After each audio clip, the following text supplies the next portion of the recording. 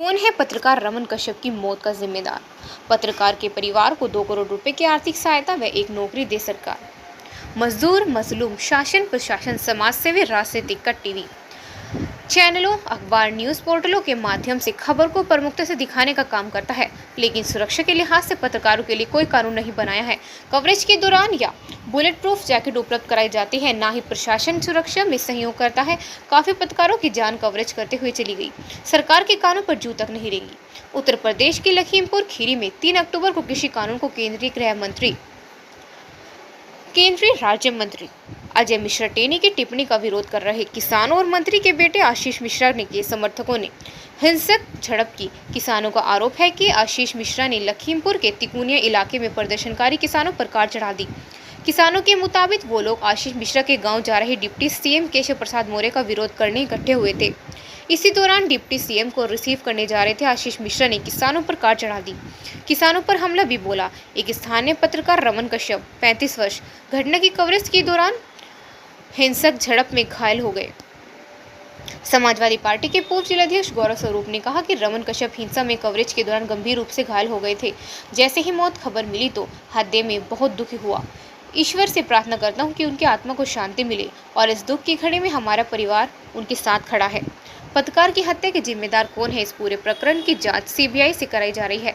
दोषियों को सख्त से सख्त सजा दी जाएगी। सरकार ने कई बार मांग कर चुके हैं कि पत्रकार सुरक्षा विधेयक पारित किया जाए, अन्यथा पत्रकारों का भी विरोध पत्रकार आंदोलन बनेगा। कहा कि पीड़ित परिवार को न्याय नहीं मिला तो समाजवादी पार्टी उनके परिवार का न्याय दिलाने का काम करेगा। सरकार से भी मांग की है कि रमन कश्यप के परिवार को 2 करोड़ रुपए से आर्थिक सहायता दे तथा परिवार के एक सदस्य को सरकारी नौकरी मिले। जिस प्रकार समाजवादी पार्टी ने किसानों की लड़ाई लड़ी है, इसी प्रकार से सरकार के पत्रकार के परिवार को न्याय नहीं मिलता तो समाजवादी पार्टी जमीनी संघर्ष करेगी। जी, आपका नाम? शलभ गुप्ता, एडवोकेट, महानगर महामंत्री, समाजवादी पार्टी, मुजफ्फरनगर। जी, सपा कार्यालय पे आज एक बैठक भी की गई और डीएम कार्यालय पे आज धरना भी दिया गया समाजवादी के द्वारा। फिर इसके बावजूद आप यहाँ पे एक सभा का आयोजन किया हुआ है, आपने सभा हो रही है, क्या मामला? देखिए, जैसे कि आपको विदित है कि पूरे प्रदेश में आज एक सभी हमारी जो पार्टी है, हमारी सभी कार्यकर्ताओं के द्वारा राष्ट्रीय अध्यक्ष जी के आह्वान पर जो कल लखीमपुर खीरी में 6 किसानों की हत्या कर दी गई है, गाड़ी चढ़ा दी गई है। कितना आप देख सकते हैं, कितना अमानवीय ये कार्य है कि एक केंद्रीय गृह राज्य मंत्री के पुत्र जो शांतिपूर्ण तरीके से जो बेचारे किसान अपना विरोध दर्ज करा रहे थे, उनको ऊपर गाड़ी चढ़ा दी और उन्हें मौत के घाट उतार दिया। तो उसके परिप्रेक्ष्य में ही हमारे राष्ट्रीय अध्यक्ष श्री अखिलेश यादव जी के निर्देशानुसार हम लोगों ने शांतिपूर्ण आज धरना प्रदर्शन किया और हम लोगों ने पार्टी कार्यालय से निकलकर डीएम कार्यालय पर जाकर धरना प्रदर्शन किया। जो आप ये देख सकते हैं कि किस प्रकार से लोकतंत्र की हत्या की गई।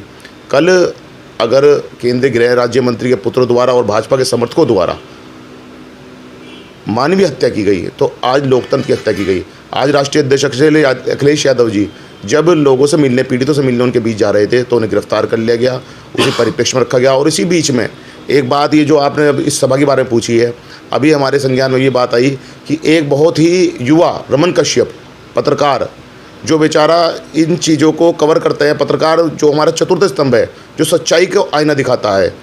हमारे माननीय मुख्यमंत्री योगी आदित्यनाथ जी ने किसानों को मुआवजा दिया है, 45 लाख की घोषणा की। आपने देखा वो घायलों को 10 लाख की और सरकारी नौकरी की, परंतु क्या उन्हें इस पत्रकार की भी याद नहीं आई?